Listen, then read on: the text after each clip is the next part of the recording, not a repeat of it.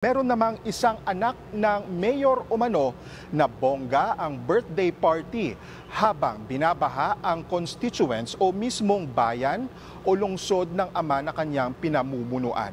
Nakapansin din ng mga mamahaling gamit gaya ng relo at bag ng isa pang politiko na milyong-milyong piso ang halaga. Ikaw ay mahusay, hindi sana nanalo ka noong eleksyon. Sabi natin kapag nag-uusap ang mga legal, yung mga sabit dapat andun lang sa gilid nagmamasid. 'Di ba? Pero itong si Abante, lakas pa ng loob. Walang nagbabagsak ang flood control project sa Davao City at wala ding ghost projects. Hindi kagaya ng mga swimming pool sa lugar ng Manila congressman. Tirate akala nila kasi billions lang ang ninanakaw no, it's not. It's in billions. Bilyones po. Ginagamit na nila room vault, kwarto na. Kasi na mag-hasya. Tapos yung isang bedroom, ko-convert nila into a room vault. Ayan, Master Judea, nagbabalik na naman. Kumusta po kayo? And thanks God, it's a Friday. Happy weekend po sa inyong lahat. At syempre, dito sa video na ito, pag-uusapan natin, Congressman Pulong Duterte, sinupalpal si Abante ng records ng Davao Flood Control Projects. Ikaw, Benny, Benny Abante, meron ka bang maipapakitang records? Kasi nga, yung mga flood control na ginawa nila sa Maynila, walang permit. Bukod sa walang permit, sablay-sablay, palpak. Ibig sabihin, house shop. What the fuck? Yan kasi ang sinasabi ko. Kapag nag-uusap yung matitino, yung may mga bahid, tumabi muna ng hindi nasusunog. Ngayon, ikaw ang nabalikan dahil sa pagbubuhat mo ng sarili mong bangko. Di ba? Kung ikaw ay mahusay, di sana nanalo ka noong eleksyon. Ang lakas ng loob mo maghamon ng kongresista na kung tutuusin, hindi ka naman kongresista dahil talo ka. Magpasalamat ka kay George Garcia. Nagtatrabaho sa gobyerno, ikakasa, VP Sara Duterte, may buwelta. At ito, mararangyang pamumuhay ng mga kaanak ng congressman at ng mga politiko, mga kontraktor, hinalukay. Pag-uusapan natin yan, mga kababayan, pagkatapos lang neto. Banateros ay hindi magigiba. Banateros ay hindi nag-iisa.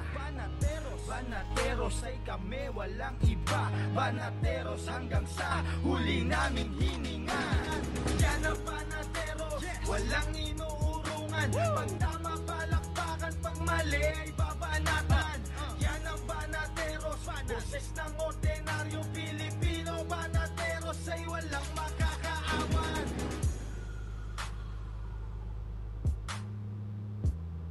At ayun na nga, magandang araw Luzon, Visayas, Mindanao at sa mga kababayan nating OFW, mga immigrants sa iba't ibang panig ng mundo. Magandang araw po sa inyong lahat. At bago tayo magsimula, huwag kakalimutan na mag-like, mag-share at mag-subscribe dito sa ating channel. At syempre, pasalamatan muna natin yung mga nanonood ng replay, nanonood ng ating mga video, sa mga nagko-comment. Maraming salamat po sa inyong lahat. At binabasa po natin yan, hindi lang natin makomentuhan or ma-replyan isa-isa dahil medyo marami ho yan at mauubusan tayo ng oras. But rest assured, nababasa po natin yan at maraming salamat sa inyong inputs at mga opinion na halos nagtutugma din naman sa ating mga ginagawang opinion. So anyway, mga kababayan, mag-umpisa na po tayo. Yan. Okay? So ako, habang tumatagal, parang namimiss ko yung mga banat ni PRRD, no? Malamang kayo, ganun din, namimiss nyo rin yung mga bitaw ni Pangulong Duterte na malaman, pero medyo matatawa ka dahil may pagkakengkoy si Pangulong Duterte. Ito yung presidente na talagang pakengkoy-kengkoy pero seryoso sa kanyang trabaho at nakita naman natin kung ano yung naging resulta sa pamamalakad niya nung siya ay presidente. Maraming nagawa na napakinabangan ng madlang people. 'Di ba? Parang kulang nga ang Pilipinas pag wala si Pangulong Duterte. Kaya gusto ko marinig ang boses ni PRRD. Iyan ang panlaban ko sa mga putang ina ninyo. Yan. Yan. Yan. Yan. Yan ang paglaban ko sa mga putang ina nyo. Okay? So yon mga kababayan At ako, dito, balikan ulit natin itong mga nangyayari dito sa Pilipinas. Ako, nakikita ko, tuloy-tuloy itong mga plano nila. Tuloy-tuloy ang mga plano nila sa mga Duterte kasi meron pa tayong 2 taon bago mag-eleksyon ng presidente. So, nakikita naman natin na iniisa-isa nila ang mga Duterte. Tapos na sila kay Pastor, tapos na sila kay PRRD, at hindi nila matibag-tibag si BP Sara Duterte. At sa tingin ko, kung sakasakali man na matitibag nila si BP Sara, susunod nila si Pulong Duterte hanggang makarating kay Kitty Duterte, di ba? At sa tingin ko nga dito sa mga nababasa natin, nakikita natin sa mga kaganapan, parang gusto nilang sampahan ng kasong plunder si Pulong Duterte at gusto nilang maipakulong, maipakulong si Pulong Duterte. So, pag napakulong nila si Pulong Duterte, mababawasan na, mapipilay na ang kandidatura ni BP Sara Duterte sa darating na eleksyon. Pero mga kababayan, hindi sila magtatagumpay. Hindi sila magtatagumpay kasi nga, una nilang in-issue itong si Pulong Duterte doon sa kaso ng mga bugaw, di ba? Ng bugaw na lalaki na sinaktan niya. Wala, hindi po sila magtatagumpay kasi kalkulado po ang mga galaw ng mga Duterte. Lahat ng ginagawa nila, dokumentado. Hindi sila kumikilos na wala silang pambara. Kung ibig sabihin, hindi sila kikilos o hindi sila gagawa ng isang bagay nang wala silang dahilan at wala silang patunay na tama ang kanilang pinaglalaban. So maliban na lang kung babaliin na naman nila yung batas at talagang tatrabahuhin nila yung mga Duterte. Pero hindi napapayag ang taong bayan dyan. Diba? So katulad na sinabi ko kanina, may ibinato na sila kay Pulong Duterte yung nambugbog daw ng bugaw. Asaan na ngayon yung kaso? Wala na, diba? Kasi nga, alam ng mga Duterte kung ano ang igagalaw nila. So tama si Pulong Duterte kasi nga wala na yung kaso So hindi nila kayang tinagin, okay? Hindi nila kayang matinag ang mga Duterte. O hindi nila kayang tibagin ang mga Duterte. At ito na nga, mga kababayan, yung bulaang pastor bumanat na naman, pero tulad ng laging nangyayari, kapag hindi ka marunong or wala kang karapatang mambato, babalik sa iyo ang ibinato mo diyan mismo sa pagmumukha mo. Katulad na lang nangyari kay Abante. Si Abante na ipinanalo ng isang magikero, di ba?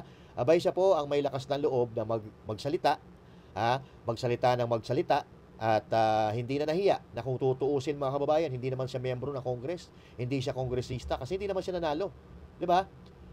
Kapag nag-uusap, 'di ba? Ito nga sinasabi natin, kapag nag-uusap ang mga legal, yung mga sabit dapat andun lang sa gilid nagmamasid, 'di ba? Pero itong si Abante, lakas pa ng loob, na kumbaga sa pamilya, sabit lang 'to Sabit lang 'to, hindi siya miyembro ng pamilya, pinakiusap ka lang ng COMELEC para makasali. So, tumabi-tabi ka kasi sampid ka lang naman. Hindi ka nanalo, hindi ka binoto. Ampun ka lang kung tutuusin.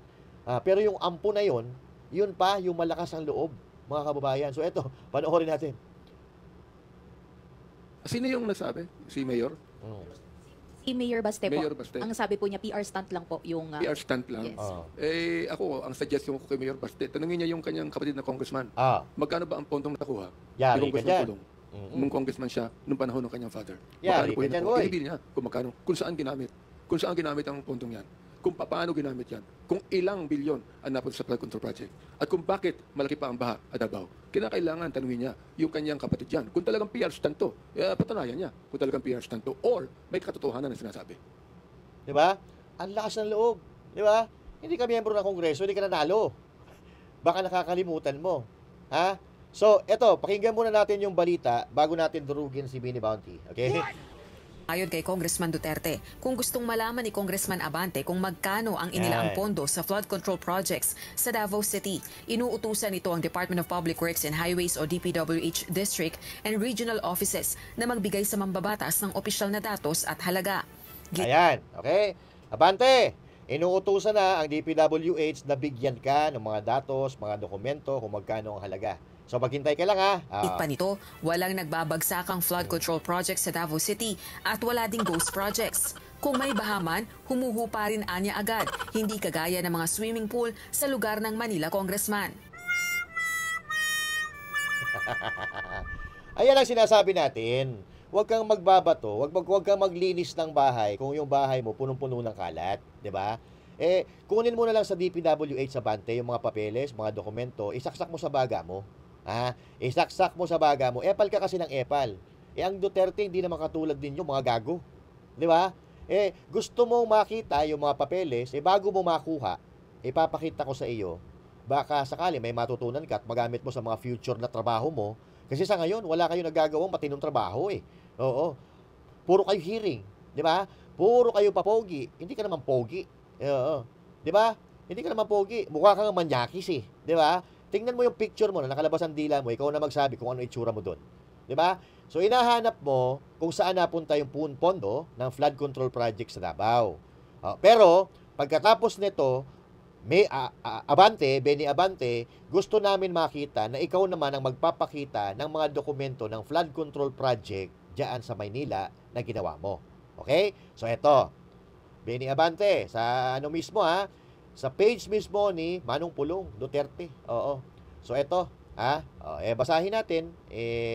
Baka... Ayan. Wait lang. Yan. Highlight natin para mabasa mo rin. Kasi mahina na rin mata mo eh. Matanda ka na eh. Gago ka pa eh.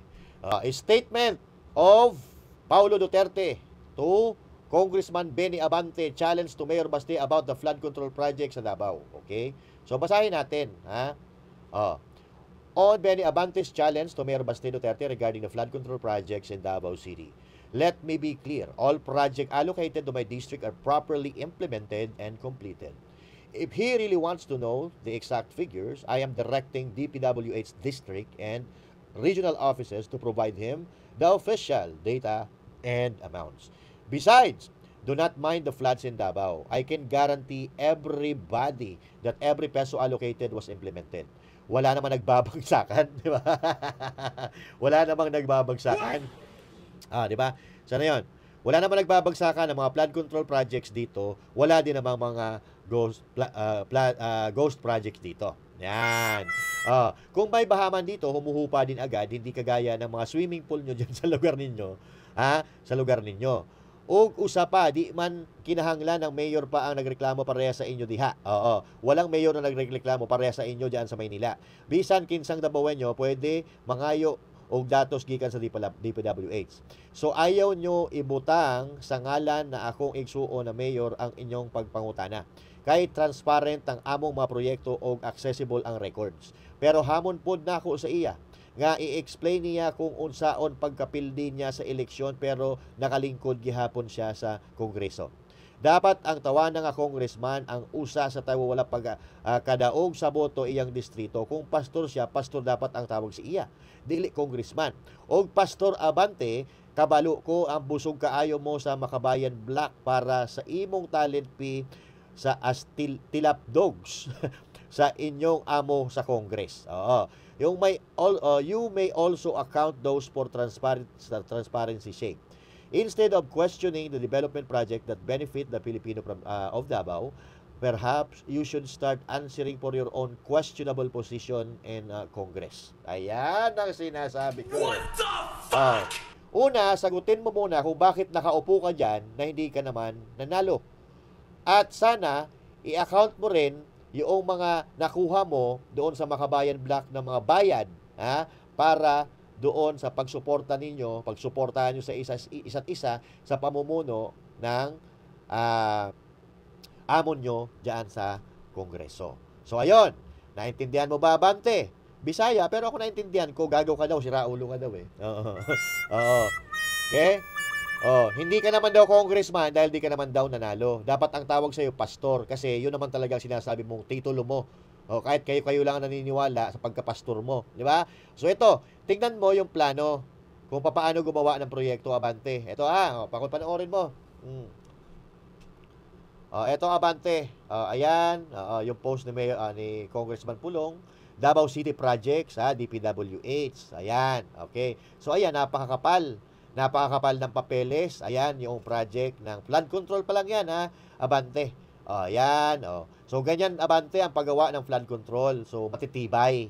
Hindi yan substandard, hindi ninakaw ang pondo. So, ayan. So, ganyan. Ganyan gumawa ng proyekto, Abante. Ayan. So, mga nasa standard talaga. Kumbaga, world-class flood control projects. Ayan. So, walang giba. Hindi nagigiba. Nakikita nyo yan. Yan. Yung mga nasa gilid yan, parang mga jackstone, ginastusan yan ng gobyerno. Yan, yung parang mga jackstone na mga ano yan, mga konkreto yan na dyan muna babangga yung alon para hindi masira yung flood control project na ginawa. So, ganyan gumawa, hindi yung mga ginagawa nyo na yung mga pumping station hindi gumagana. So, ayan, nakikita mo kung paano gumawa ng flood control projects. Gayahin mo yan. Ayan, may riprap, ganyan. So, layer-layer ang matitibay na paggawa ng flood control project para kahit banggain ng barko, hindi siya masisira. Diba? So, hindi siya masisira. Kahit banggain ng barko yan, hindi yan masisira, abante. Kasi layer-layer ang tibay niyan, abante. So, yan, ha? So, sana may natutunan ka dito sa pang-e-epal mo dyan sa Davao City. Kasi nga, epal ka naman talaga. Unang-una, umi-epal ka, hindi ka naman nga kasali sa Kongreso, hindi ka naman nanalo. Tapos ngayon, ang lakas-lakas ng loob mo na umepal sa mga proyekto ng Davao na alam mo naman na maayos ang kinapuntahan. So, ayun, nakita mo, abante, kompleto. May dokumento, may picture pa ng mga project. Walang giba, walang gumuho, walang porsyento. Maayos yung proyekto. Diba? Yung proyekto mo sa Maynila, patingin nga kami. Patingin kami ng mga resibo, mga dokumento. Dahil sa pagkakaalam ko, nagsampa ng demanda si Yorme Isko Moreno dahil sa puro palpak ng mga flood control projects na pinagagawa dyan sa mga distrito ninyo. So, diba? So now, ngayon, gusto namin makita dahil total, bida-bida ka naman, ibida mo ngayon kung may nagawa ka sa Maynila. Ibida mo ngayon yung mga dokumento na nagawa mo na flood control projects. Pero yung mga flood control projects na yan, at ayon kay Yorme Isko Moreno, walang mga, walang mga permit. What the fuck? So, pag walang permit, ano ibig sabihin? Pag walang permit, illegal. Ginawa nyo nang hindi kayo nagpapaalam sa pamayan ng lungsod, kung saan ka mang bayan nakatira, so hindi yan. Hindi yan legal. Ibig sabihin, illegal yan eh. Katulad nga ng ginawa ng kakampi mo, na si Chihuahua, kung legal pala yung pagtatayo ng mga building, bakit hindi niya pinigilan nung pinapag-iba ni Mayor Isko Moreno? Huwag niyo kami pinagluloko dahil hindi kami mga bobo. Katulad ng mga naniniwala sa inyo, na hindi ko alam kung bobo, di ba? O gago, di ba? Kasi, ang ginagawa nyo, puro naman stunt talaga. Gusto nyo na gibain ng mga Duterte, siyempre, hearing para araw-araw mag-uusapan sa media ang ginagawa ninyo na wala namang katuturan, puro kagaguhan lang naman ang nangyayari. Kung kayo, ginagawa ninyo mga trabaho ninyo, na gumawa ng batas, hindi sana umangat-angat na ang bansang ito. Pero ang ginagawa nyong pamumulitika, yun ang nagiging dahilan kung bakit patuloy ang paglubog, nalulugmok ang bansang Pilipinas. So ito, makinig ka. Flood control project ka, makinig ka. Doing business, going in and out of Manila, continue to suffer with the flooding. Gusto nyo malaman per district? Per district, kasama ka dyan. Per district? District 1, 3.4 billion. Nako! District 2, 2 billion and 59 million. District 3, 4.2 billion. Nako po, yan ang sinasabi natin. What the fuck? Flood control project pa lang ito District 3. Kanino yung District 3? Kay Joel Chua. Okay? What the Chua po ang may pinakamalaking allocation ng flood control project sa Maynila. Alaka! What the fuck? Ito. District 4, 1.3 billion. District 5, 1.1 billion. District 6, 2 billion and 60 million. Total of 14 billion. Yan. 14 billion, mga kababayan. At kung mapapansin nyo, yung mga distrito, nakaalyado ni Tambi, hindi bumababa sa 2 bilyon ang allocated funds para sa kanila. What the fuck? Para sa flood control projects. Pero kung may mapapansin nyo, yung hindi nila gaanong kaalyado, 1.4 billion, 1.3 billion, pero sila, diba? 313 million 132,309 pesos and 12 centavos from project allocation for the year 2022, 2023, 2024, and 2025. At malamang sa hindi, kulang pa yan. Kasi ang lahat ng ito ay kinuha lang namin sa website ng Pangulo. Nako po, yan ang sinasabi natin. What the fuck? 14 billion Manila flood control ibinulgar ni Yorme. So ngayon, putang ina, lakas-lakas mo magsalita, ang lakas-lakas mong manita. 'Di ba sabi ko nga, yung mga salimpusa dapat tumatabi lang, hindi na nagsasalita kasi para hindi napapahiya. Hindi ka naman kongresista, hindi ka naman nanalo, mahiya ka. 14 billion pesos, pero konting ulan, baha ang Maynila. 14 billion pesos, yung mga pumping station, di gumagana. Tapos ang lakas ng loob mo manita ng ibang proyekto, ikaw pala yung walang kwenta. What the fuck? So now, abangan nyo yung kaso na isinampa ni Mayor Isko. 'Di ba? Damay-damay kayo dito, na mga lapugo kayo, sasagutin nyo kung saan napunta yung mga pondo ng flood control projects ninyo. 'Di ba? Tapos, ang lakas-lakas ng loob nyo, isisisi nyo sa Dolomite. Isisisi nyo kung kanino. 'Di ba? So now, nagsampa ng kaso si Mayor Isko, malamang sa alamang, kayong mga nasa distrito, kayo naman talaga mga pasimuno ng project na yan, kasi pinagtatanggol nga ninyo, at nandun mismo sa listahan ni Mayor Isko kung magkano ang nakuha ninyong pondo sa flood control project. At ano ang sinasabi mo? Abante, wala ka na ba talagang hiya? Hindi ka na nahihiya kahit sa sarili mo. Ano yung sinasabi mo? Nadadamay, kayong mahuhusay. What the fuck? Ang kapal naman na mukha mo. Mahusay ka, hindi ka nga nanalo nung eleksyon, nakalimutan mo? What the fuck? Sampid ka nanalo. Paano mo nasasabing mahusay ka? Nagsampa nga ng kaso si Mayor doon sa mga palpak na proyekto na ginawa nyo. Di ba? Huwag nyo kaming kinagago. Di ba? Alam mo, kapag naririnig namin yung pangalan mo, hindi mga proyekto nakikita namin. Hindi magagandang proyekto pumapasok sa isip namin. Wala naman kasi kami nakikita na gawa mo. Si Mayor Isko mo, na nga mismo nagsasabi na lahat ng flood control project, palpak, diyan sa Maynila. Walang pumapasok na magandang bagay na kuko-inside sa'yo or maitatapat sa'yong maganda kapag naririnig namin ang pangalan mo. Pagkos, ito pumapasok sa utak namin kapag naririnig namin ang pangalan mo. Ganito, ito. Oo. Magkano ba ang pondong nakuha? Ayan. Ni Congressman Pulong. Ayan. Nung congressman siya, nung panahon. Ang mamahalin motor Kung magkano, kung saan ginamit. Kung saan ginamit ang pondong kung paano ginamit. Escalate. Kung ilang bilyon. 18 billion At kung bakit malaki at Davao. Kinakailangan tanungin niya yung kanyang kapatid yan. Kung talagang PR stunt to, patunayan niya. Kung talagang PR stunt to. Ano ba tawag ito? No matter how big your house is, how recent your car is, how big your bank account is, our grave will always be the same size. Only Jesus can satisfy your soul. Come to Him today. What the fuck? Yung sinasabi mo taliwas sa nakikita sa'yo. May katotohanan na sinasabi. Diba? Ngayon, nung pinagpipiestahan, what the fuck? nung pinagpipiestahan ng netizens, yung mga post mo sa social media account mo, bigla ka nag-lock profile. What the fuck? Bigla profile. Kung wala kang tinatago, hindi mo ilalock ang profile mo. Wala ka naman tinatago Bakit ka nag-lock ng profile? Yan ang sinasabi ko. Kaya gigil na gigil kayo na ma-impeach si VP Sara dahil malaki pananagutan nyo. Pag naging Pangulo, si VP Sara.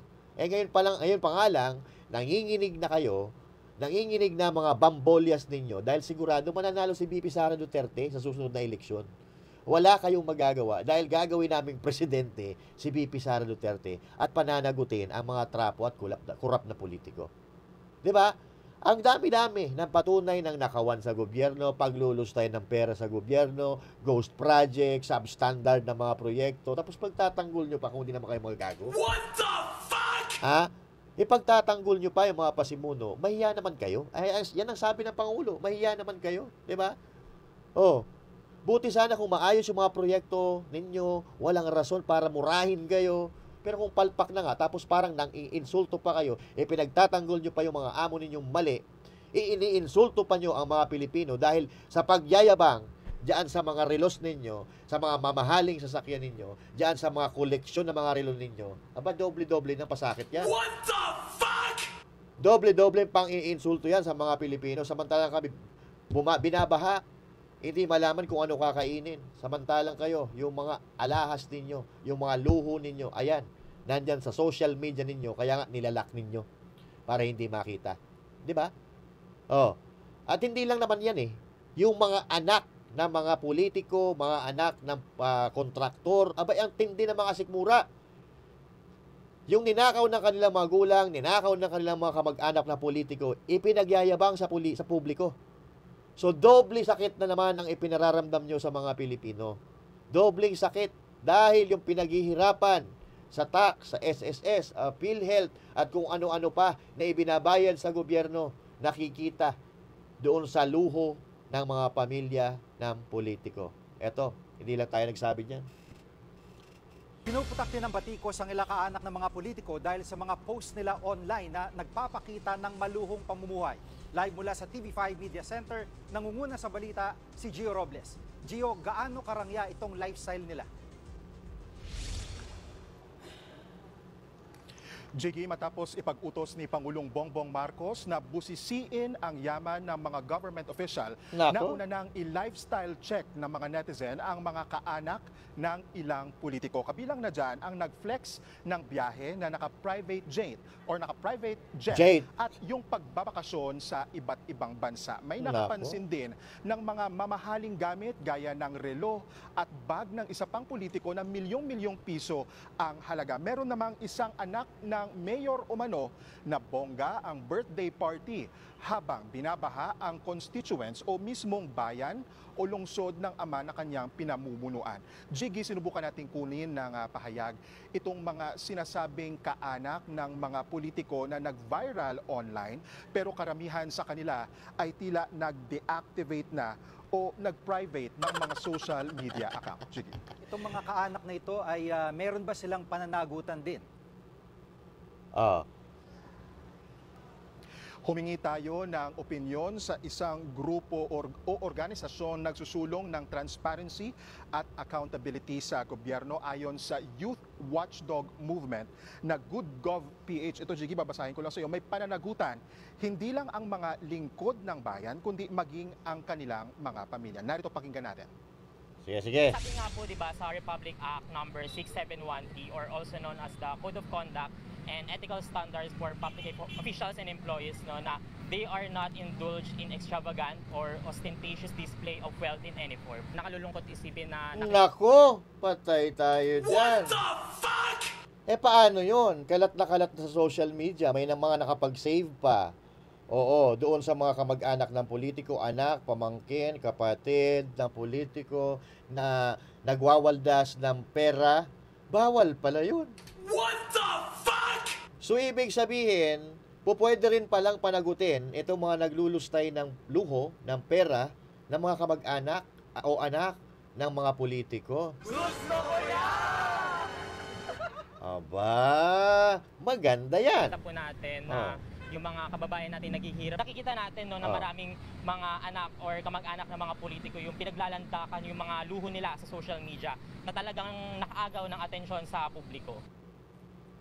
At Gio, may tugon na ba yung mga opisyal ng pamahalaan sa utos ng Pangulo na i-lifestyle check sila? Unang-una na kumasa sa hamon dyan, Jiggy, ang Department of Public Works and Highways o What the fuck? Damage control, DPWH. Ayon kay Secretary Manuel Bunoan ay bumuon. Well, hindi pa naman natin alam kung sino talaga yung mga kawatan dyan. Hindi natin alam kung kasabwat si Bunoan. Kasi wala pang ang tagal nitong investigasyon na ito Kumbaga, kung si PRRD, ang presidente ngayon, alam na natin kung sino ang kawatan dyan. Alam na natin kung sino ang kawatan. Alam na natin kung sino ang minumura ni Pangulong Duterte dyan. Pero ngayon wala malamya puro investigasyon. Nakitang-kita mo naman na ghost project, palpak, substandard. Tapos may nakapirma doon na kongresista, may nakapirma doon na contractor. Putang ina, ano pang investigasyon ang gagawin mo dyan? Sila ng Anti-Corruption Task Force na mag-iimbestiga sa lifestyle ng mga opisyal ng ahensya. Jiggy, bago yan, kung matatandaan natin, ay may mga tauhan na ang DPWH na nadawit o nasuspinde matapos nga madawit sa mga maanumalyang flood control projects. Narito, pakinggan natin ang pahayag naman ng Secretary Bunoan. Welcome naman po. Lahat po ng involved, may technical member, may legal member from the legal service, from other bureaus. We would welcome po yung third party. Nandito naman po yung Commission on Audit. Yung ibang mga ahensya, kakasaba sila sa lifestyle check? Bukod nga sa DPWH ay sumang-ayon din sa lifestyle check, maging yung mga kalihim ng Department of Budget and Management, Department of Transportation at Department of Information and Communications Technology. Nakausap natin yung mga kalihim ng mga ahensya ng gobyerno sa kanilang inspeksyon sa isang flood control project sa Pasay. Narito din, Jiggy, pakinggan din natin. We are open and we welcome the yung lifestyle check. We will cooperate. It's the right thing to do. Tama yun. For the entire government. I think it's very important. Wala ka nang pwede itago eh. So lahat lang naman yan pwede na makita sa social media. Ayan.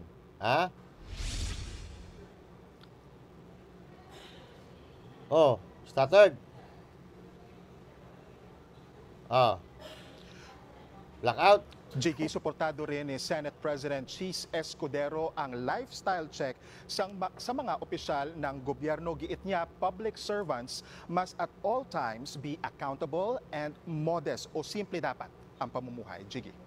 Ayan, mga kapatid. Yun ang problema natin. Pero, ito.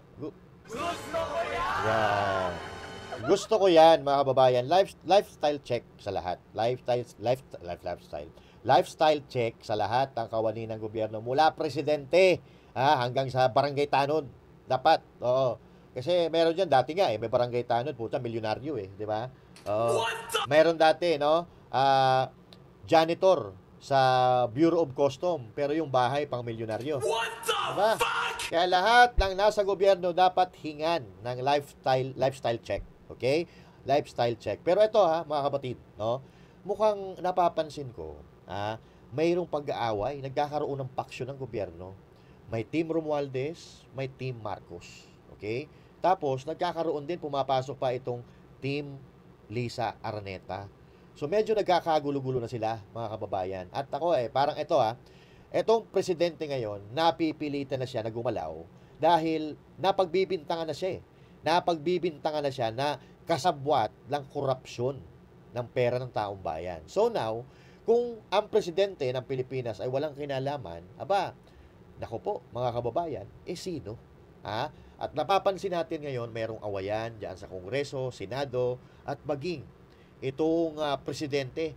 Malimit na natin makita na magkasama si Bongbong Marcos Jr. tsaka itong si Romualdez, si Speaker Romualdez. So, ang bali-balita kasi, hindi ko alam kung ito'y totoo na nagkakaroon daw ng hindi pagkakaunawaan.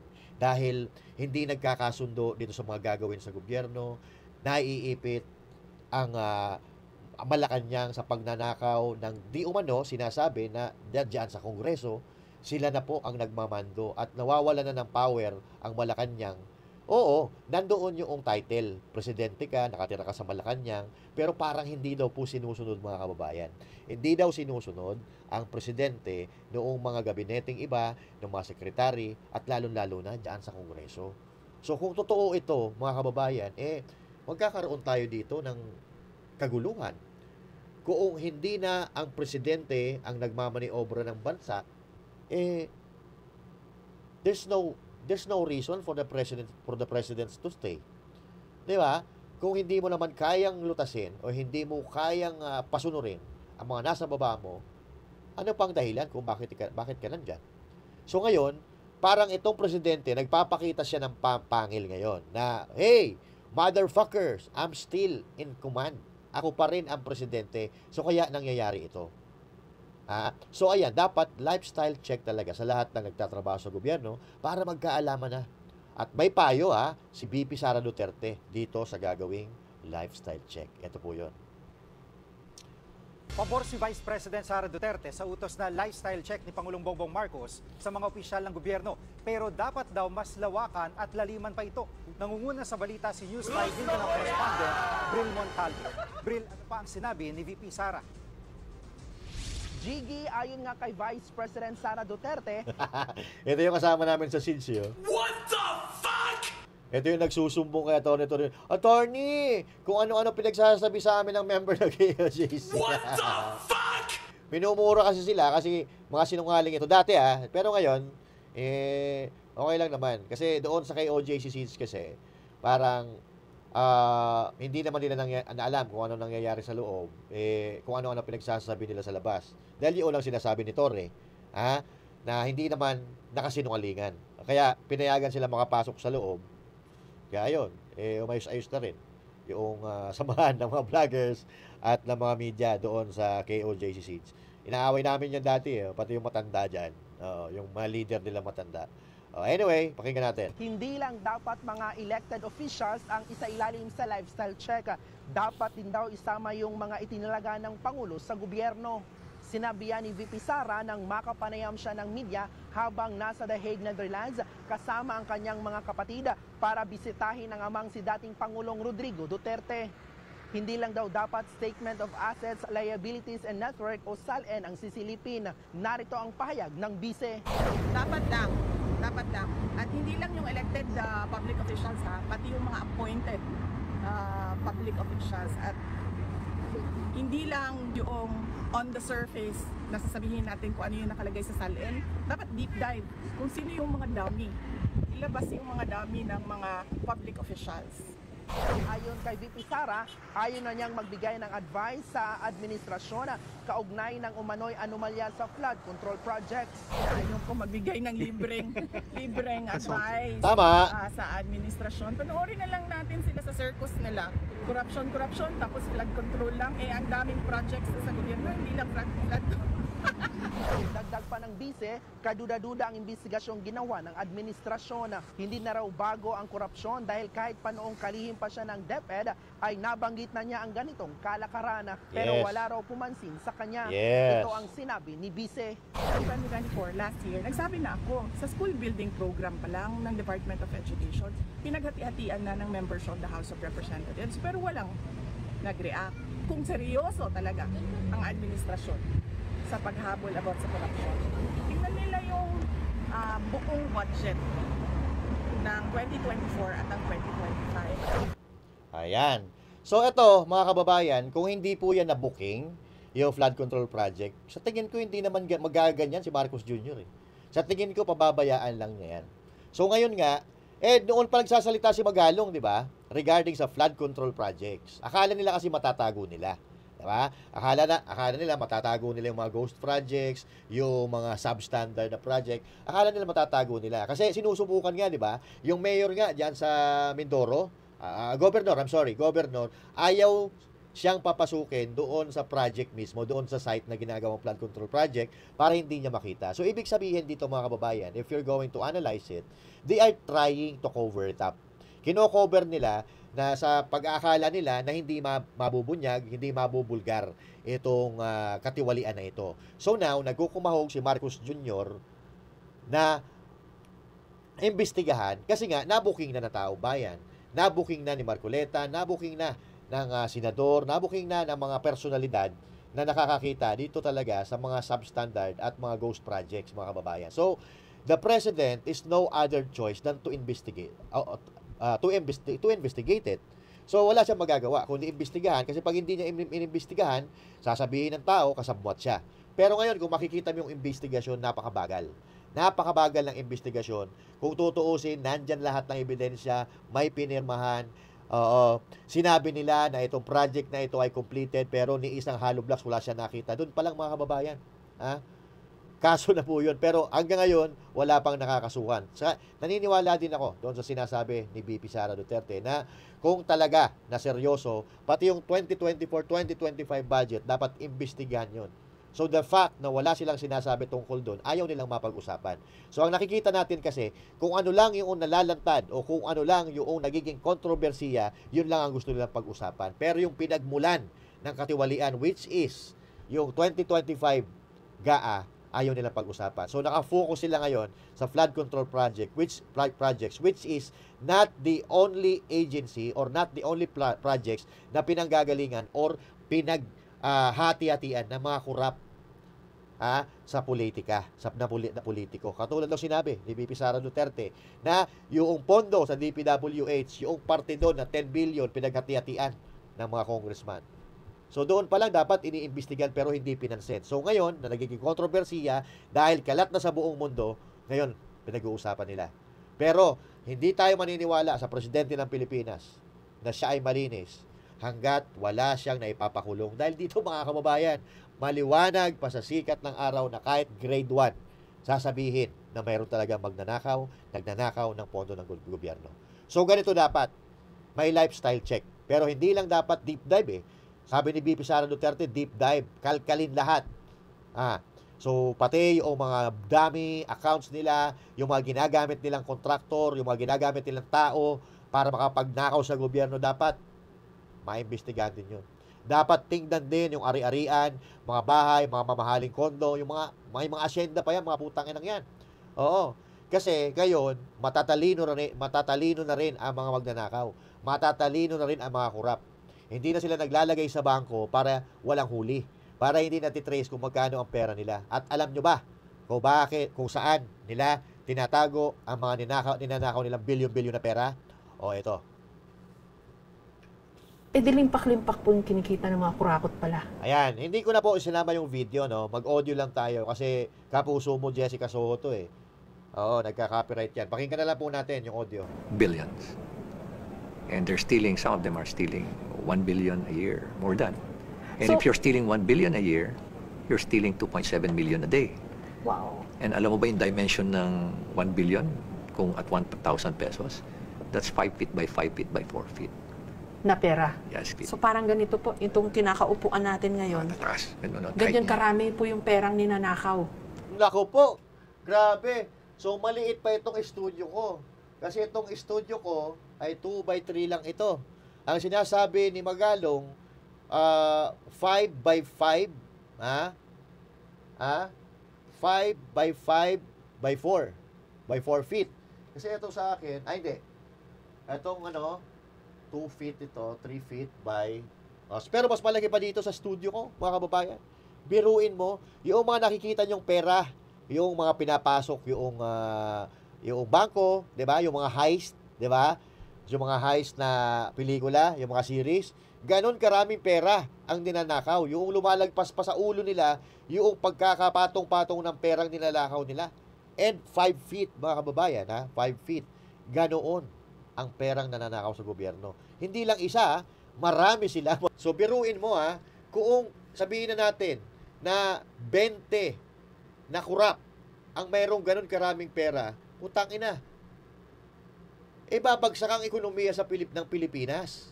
Babagsak ang ekonomiya ng Pilipinas dahil yung pera tinatago nila, yung flow ng pera na dapat inaasahan ng bansang Pilipinas, hindi nagtutugma doon sa money count ng Bangko Sentral ng Pilipinas kaysa sa nagse-circulate na pera ng Pilipinas. So sila lang ang hindi naapektuhan dahil nasa kanila yung pera. Kahit gaano magmahal ang gasolina, bigas, lahat ng bilihin, kukuha lang sila ng pera doon sa kwarto na pinagtataguan nila, tapos na ang problema nila. Tayo, pagtatrabahuhan natin yan, mga kababayan, samantalang sila, pitas lang ng pitas, tayo naman, bayad ng bayad. Or than pa. Dati-rati akala nila kasi millions lang ang ninanakaw No, it's not. It's in billions. Bilyones po.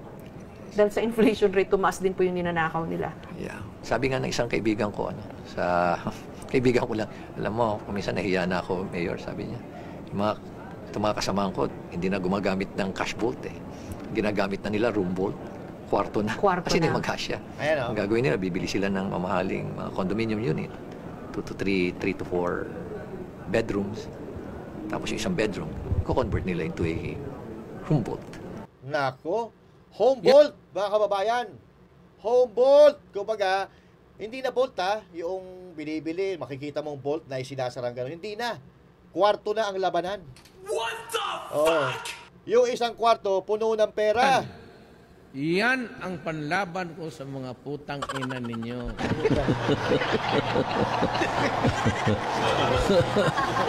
Yan ang paglaban natin sa mga putang ina. Grabe, mga kababayan. If that's true, ba't malamang? Dahil hindi naman, yung mga offshore account na huhuli na Yung mga offshore accounts sa Switzerland, sa ibang bansa, nahuhuli na May mga Pinoy doon Pwede sila makita pag nagpunta sila doon. Or pwedeng malaman ngayon sa sobrang lupit ng teknolohiya, malalaman na mayroon sila nakatagong pera doon. Sa bagay, sa kwarto nga naman, pag sa kwarto mo itinago yan. Kung sino lang makakakita noon, yun lang makakaalam na may pera kang ganun. 'Di ba? So, malupit, mga kababayan, totoo pala talaga. totoo pala talaga itong nakikita natin sa pelikula na mali-malitang pera. Alam mo yung isang malitang pera, ilang milyon lang yun? 100 million, di ba? O wala pa, baka 50 million lang yung isang maleta na pera. Ha? Pero uwin mo, yung 100 billion, 500 billion, 1 billion kung gaano karami yun. Di ba? What the fuck is happening to our country? Kaya dapat talaga magkaroon na tayo ng matinong nagsiservisyo sa gobyerno. Dapat magkaroon ulit tayo ng Duterte dahil doong panahon ng mga Duterte, nagkaroon tayo ng katahimikan. May nakita tayo sa pera ng gobyerno, nabawasan yung mga tiwali at nabawasan yung droga at kriminalidad sa Pilipinas. Ngayon, mga kababayan, dahil jet na sila sa loob ng 6 na taon, noong panahon ni Duterte, umalagwa sila ngayon dahil nag-diet sila ng 6 na taon. Pero ngayon, putang ina, mga kababayan, halos ubusin na nila ang pera ng mga Pilipino. So sad. Walang mangyayari sa bansang Pilipinas kung patuloy ang ganitong kalakaran sa gobyerno. Hindi maglalaon na itong bansang ito, baka ibenta na ito sa ibang bansa. Dahil wala ng pera, puro na utang, dahil sa kananakaw nitong mga kurap, mga trapo, at mga walahiyang politiko na patuloy na nagpapahirap sa mga Pilipino. At kung meron kayong komento dito sa pinag-usapan natin ito, i-comment ninyo, mga kababayan, pag-usapan natin yan sa susunod natin na vlog. And once again, this is Master Judea saying thank you, God bless you all, and to God be the glory. Magandang araw po sa inyo lahat.